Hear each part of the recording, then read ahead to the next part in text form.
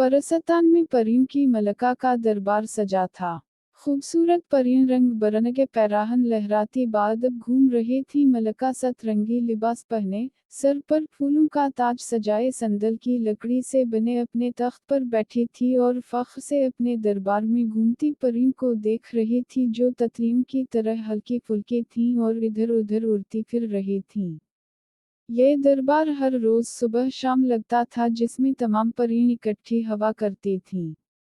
सुबह को इकट्ठी होकर वो सारा दिन किए जाने वाले कामों और तफरीहत के मंसूबे बनाती थीं और शाम को मिलकर सारा दिन की रौदादा एक दूसरे को सुनाया करती थीं। इस तरह मलका के सामने उन सब की हाजिरी भी लग जाया करती थी कि आया तमाम परियां महल में मौजूद हैं या नहीं।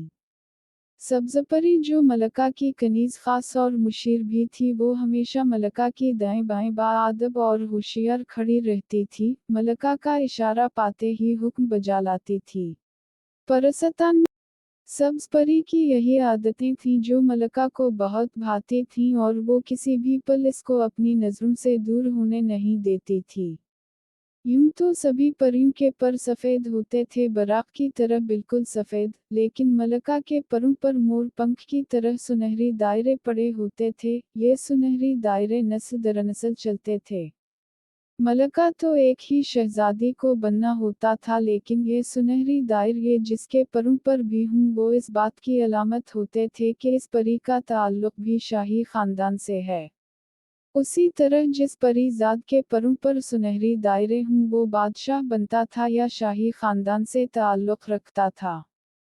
सब्ज़ परी के परों पर भी हल्के हल्के सुनहरी दायरे थे जो इस बात की अलामत थे कि उसका ताल्लुक़ भी शाही ख़ानदान से था। शायद इसलिए वो मलका को बहुत अजीज़ थी और वो सब्ज़ परी को अपनी औलाद की तरह चाहती थी। अब सोचने की बात थी कि अगर सब्ज़ परी के परों पर भी सुनहरी निशान थे तो उसको मलका ने अपने बराबर मकाम क्यों ना दिया। आखिर इसमें भी तो शाही खून था, फिर इसका दर्जा कनीज़ का क्यों था। इसकी सबसे बड़ी वजह शहजादी सफ़ेद परी का हसद था, जो मलका की बेटी और मुस्तक़बिल की मलका थी, क्योंकि मलका का कोई बेटा ना था, एक ही बेटा था जो कुछ साल पहले लापता हो गया था। सब्ज़ परी ना सिर्फ सफ़ेद परी से ज़्यादा खूबसूरत थी बल्कि वो इंतहाई ज़हीन और सुघड़ भी थी, मुआमला फ़हम और इंतज़ामी सलाहियतों से माला माल थी, बेहद फरमाबरदारी और खुश मिजाज भी थी, सबकी मदद करती थी, गर्ज़े के वो ऐसे लाजवाब किरदार की मालिक थी कि हर एक को अपना गुरूयदा बना लेती थी। सब लोग उसको अच्छी परी के नाम से बुलाते थे, फिर भी इसका मकाम एक कनीज़ का था। सफ़ेद परी गोके मुस्तक़बिल की मलका थी मगर ज़माने के साथ चलने वाली इसमें कोई भी खूबी और सलाहियत ना थी सिवाय इसके कि वो शहज़ादी थी, मलका की बेटी थी और दादी परी की सरचढ़ी थी। परियों के यहाँ ये बात काबिल इतिराज़ समझी जाती थी कि किसी परीज़ाद या परीज़ादी में कोई भी गिन ना हो चाहे वो शहज़ादा या शहज़ादी ही क्यों ना हो। फिर न जाने क्यों मलका ने अभी तक शहजादी के साथ इतनी रियायत बरती हुई थी।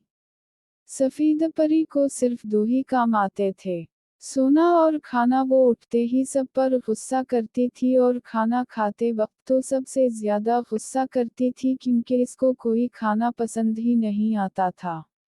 उसको अपने महल का सादा माहौल भी पसंद नहीं था, इसको अपना सफ़ेद लिबास तक पसंद न था।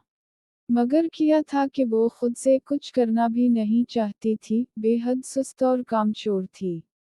इसके फौरपन का सबसे बड़ा सबूत ये था कि वो अभी तक सफ़ेद परी ही कहलाती थी।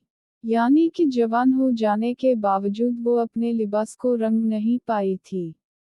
परियों की ये रेत थी कि पैदा होते ही सब बच्चों को निहायत नफीस रेशम से तैयार किया गया सफ़ेद लिबास पहना दिया जाता था। वो लिबास बेहद नफीस और हल्का फुल्का होता था ताकि उनको ओढ़ने में कोई मुश्किल पेश ना आए। आमतौर पर बूढ़ी परियां रेशम और सुनील की रुई से पहनने और दीगर इस्तेमाल के लिए कपड़ा तैयार करती थीं, फिर इसको बारीक कांटों की सुई से सीती थीं। लेकिन बड़े होकर हर परीज़ादी को अपना लिबास खुद रंगना होता था और वो जिस रंग में भी अपने लिबास को रंग लेती थी वही इसका नाम पड़ जाता था, क्योंकि रंग किरदार और आदतों की अक्कासी करते हैं। वो खुद अपनी बच्चियों के नाम कुछ भी रखते हों, लेकिन जब परी अपना लिबास रंग लेती थी तो उसका नाम उसी रंग से मंसूब हो जाता था। जरूरी नहीं था कि हर कोई बहुत अच्छा रंग तैयार करे, बस जिससे जैसा भी रंग बिन जाता था वही इसकी अलामत बिन जाता था। लिबास रंगने के लिए रंग वो अपनी पसंद के फूलों और पौधों से या जिस चीज को भी वो पसंद करें इससे तैयार करती थी। इससे उनके सघड़पन का पता चलता था। हत्ता कि मलका भी अपना लिबास खुद रंगती थी, लेकिन इसको ये एजाज हासिल होता था कि वो अपने लिबास में एक से ज्यादा जितने चाहे रंग इस्तेमाल कर सकती थी। बिलाशुबा इसमें मेहनत तो ज्यादा लगती थी, लेकिन ये भी मलका के आम परियों से ज्यादा सघड़ होने की दलील थी। परीज़ादे लिबास रंगने की शर्त से आज़ाद होते थे, क्योंकि उनको अपने हुनर दूसरे कामों में दिखाने होते थे। वो सफ़ेद लिबास ही पहनते थे, जो उनके मर्द होने की दलील भी था। 10 साल तक तो परीज़ादे अपनी मां की ज़ेर निगरानी रहते थे, लेकिन 10 साल का होते ही उनको अलग महल में भेज दिया जाता था। फिर वो बादशाह की निगरानी में चले जाते थे, जहाँ ज़िंदगी गुजारने से मुताल्लिक मुख्तलिफ हुनर सीखते थे। उनको बल्ला ज़रूरत और बग़ैर इजाज़त ज़नाने महल में जाने की इजाज़त नहीं होती थी। परियों फतरता बहुत नेक सुलह पसंद और सादा मिजाज होती थी, उसी तरह उनका महल भी बहुत सादा था, इतना सादा कि हम इंसान इसका तसव्वुर भी नहीं कर सकते। सबसे ऊंचे पहाड़ों की सबसे ऊंची चोटी पर वाक़े परस्तान में उनका ये महल था, जहाँ किसी और ज़ी रूह का नाम वंशान भी ना था। बादल भी बहुत नीचे रह गए थे, कभी कभी कुछ बादल हवा के जोर से ऊपर भी आ जाया करते थे।